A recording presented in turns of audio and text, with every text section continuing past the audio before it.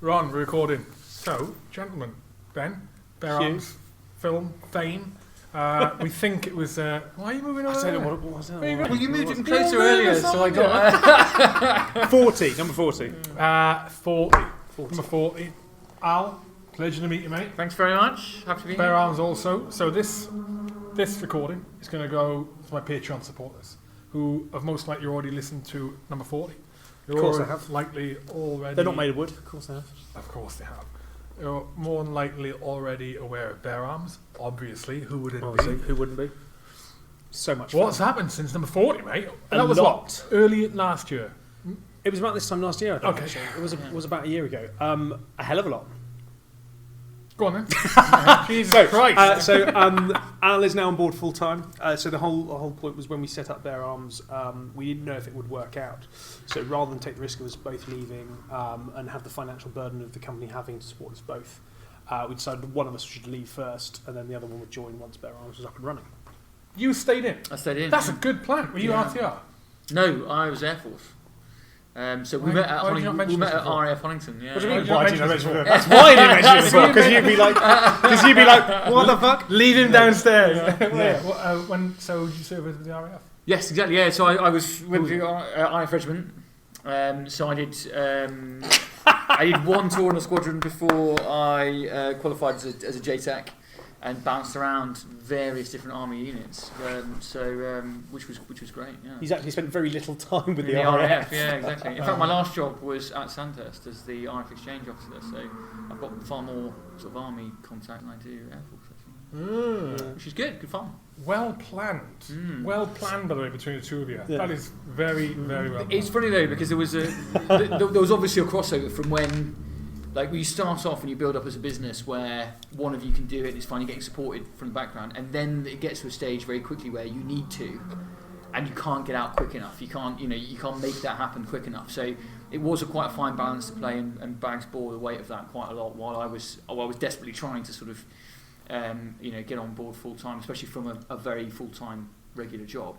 To get out, but obviously he has broad shoulders and bore it quite well. And a fat ass. Was it not an argument about who's going to leave first? No, we were in a very good position actually. I was ready to leave, and the job I was doing allowed me to leave in good order and allowed me sort of step into the civvy world, but not fully. So I essentially did the same job in the reserves part time, which allowed for a lot softer landing than most people get when they get chucked out of the forces. So I was in a better position to do it. Al at the time he'd been sent to Nigeria to do some stuff. You were ground liaison officer and teaching the Nigerians how not to bomb their own troops, which is harder than it sounds. I can imagine now. They're so determined to bomb their own troops. So it's really hard. Anyway, so Al was doing that, and then the Sandhurst job came up, because I was going to leave after the Nigeria bit, but then Sandhurst came up, and it was a really good job, and we weren't quite at the stage where Bear Arms could support us both, so it was either leave now and we've really got to make a go of it, or do the Sandhurst job and then leave. So Al did. Which was great. It put me geographically in the right place. It meant that I'd never done a training job, and actually it was really useful because it was phase one. Of course, you take civvies and try and influence them with some military stuff, which actually is what we spend a lot of our time doing. So I did get a lot better and more patient through that job than I probably would have been without it. So that was good, as well as the contacts that I made and the stuff that I learned about the wider military that obviously it has now been really useful. So when did you get out? April. So, okay, right. So, am I right in assuming that you getting out and now the two of you on the ground running it has allowed you to increase the momentum and the growth of Bear Arms? What we realised very quickly, I think, was the fact that even with two of us, that wasn't quite enough. So it got to the stage where actually myself just doing it full time meant that there wasn't enough brain power and space to strategise, and that's not a real word. Is it? Yeah, exactly. It's basically look forward and doing work, like spending all the time doing work rather than actually planning ahead, trying to get ahead, and actually trying to send yourself in the right direction. And by the time Al came on board, we were already at the stage where we needed two people to run it, And so very quickly we've realised actually a third person would be quite handy. So we're looking at taking on our third business partner, who is potentially coming on board in the next few months. Oh. So that's part of the big news that brilliant. we're doing so much stuff that we now need a third person. But he's really good because he's looking at sort of long-term stuff as well, and he's much more business focused. Well, I think this is one of the things where obviously I work for Inmarsat, one of the reasons I'm here today. In fact, I should say actually, with the noise, we're at Silverstone, Race cars. Fast Cars, Mission Motorsport event, doing this Patreon update. With Inmarsat, do project delivery there. And one of the things I've learned the value of, I've always known that planning is important, but what I've learned that the value of a difficulty is when you've got something moving at a rate of knots, be that a small project, a big project, or a flipping business, how difficult, how important it is to hit the brakes. We're going to take 2 days, we're going to take a week, we're going to allocate X amount of hours to long-range business planning. Pretty much. You have to do it. To foresee those obstacles, overcome them before they become a problem, see which direction you want to go, and all the rest of it. But it's very difficult to do, especially if a business is thriving like you know. People saying it's so hard to work. Was it work on the business, not in it? So when you're working in the business, you're just doing, you're delivering and working on your business is what you need to do to actually do it. And it's what people spend a little bit of time to start off with doing when they're developing a business plan, and then just hit the ground running, and very rarely get the opportunity to take that step back out and work on the business itself and not just delivering. But luckily, the good thing was that when we first started the business and started thinking about a rough business plan, it was most of it was gut feeling, what we thought was good, and had a little bit of planning, a little bit of nous and understanding behind it. Now, a couple of years in, and with a person coming in from the outside and looking at it from a completely fresh perspective, actually a lot of our initial thinking stands up still. Roughly probably about 75%, and then 25% stuff are like, oh, it's a good idea, maybe we should try that. So but also, the business has grown organically. You know, when we've gone at something, deliberately, another opportunity has arisen, or we've seen something else have been different, which we've flexed to and we've reacted to, and we realised that actually a lot of our original thinking now needs to change or needs to be updated with it.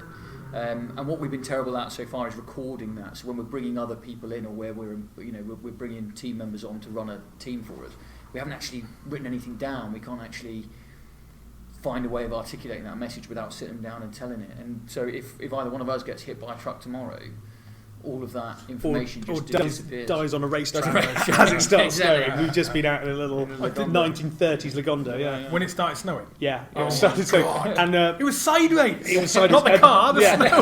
And the car was as well. I put on the windscreen wipers. It's got like a aftermarket windscreen wiper attached to it. So the windscreen wiper is like from the 1940s. It's like a little bolt-on thing. But you got no roof either. No. So went to switch on the windscreen wipers.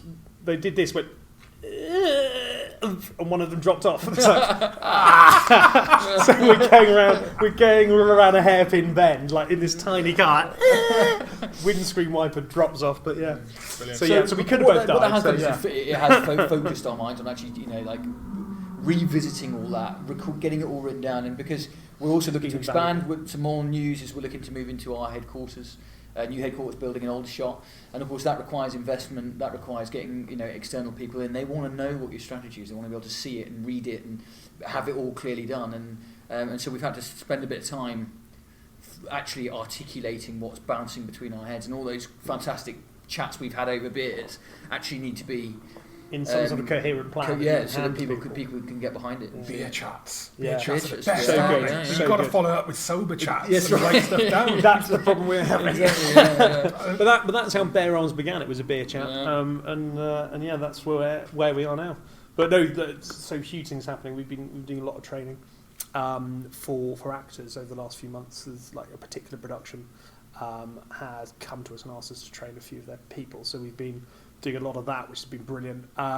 We've got a couple of big productions up on the way over the next few months. You're involved in Baghdad Central, is that right? Baghdad Central's on TV now. Yes. Did you watch the episode last night? I don't watch it. Oh, come on, man. I don't watch TV. I don't watch hardly anything. Yeah, but I'm in it. You've got to watch it. I didn't know that until today. Well, know that. fine. Well, you can go back and watch it then. Yeah. It's interesting because talking about the sort of stuff that we've done in the last year. Of course, we did Baghdad Central sort of 18 months ago, and that's what's weird about the film world is that once we get involved at either script level or on the production, it doesn't. By the time it's spun its way through post production, it's made its way out to distribution and stuff. You're talking 12, 18 months later. So it's really weird to be talking about Dad Central now when it's 7 or 8 projects ago. Before like and the stuff we're doing now is going to be out in end of this year. If we're lucky. And it's funny because people say, what are you working on now? It's like, well, obviously you don't, I can say it, but you'd never have heard of it. Until it comes out. Are you working on, we're going to talk in riddles now. Yeah, okay. Are you working on a production about a person who we all know? No. Who's ex-military? No, we're not. I met him last year. Do you know what I'm on Facebook about? thing. I think so. Yes, I think so. Yeah. Yeah. Sorry, Paton. What was that? Sorry, what did you say? Madonna? Yes. No, so that person, I met him at a Facebook event a couple of months. It was the Facebook, London one last year. One, yeah. Well, the one we both went to. Met him there. Haven't spoken to him since. I know it's gearing up, but don't know what stage is that. Okay. Happy to help if we can. Yeah. Always happy to help. You know him, don't you? I've met him once, chatted to him, but I wouldn't say I know him. But, Yeah, because I think he's... Yeah.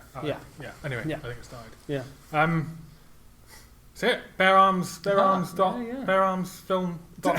Beararms.co.uk is the website, but on Instagram and Facebook and all that, we're Bear Arms Film, at Bear Arms Film. Yeah. I love your Instagram. Thank you very much. I love it. Ali videos. Just stupid Ali stuff we're up Fox. to, yeah. We'll put up some stuff in from a few today. weeks' time. We'll be into our HQ in Aldershot. So it's the old veterinary corps headquarters. Okay. So it's down, but it's by the ski Loads of centre and three-headed the dogs. CTP stuff. So if anyone's getting out and transitioning into Civvy Street, they'll have been to the CTP centre up the road. We're just down the road from there. So in a few weeks when we're up and going, then we encourage people to swing in and say hello. Right. Mega. Appreciate it. Good luck. And we'll get you on the podcast. Thanks very much, yeah. First RAF Reg guy on the Hey. podcast. Maybe. And you're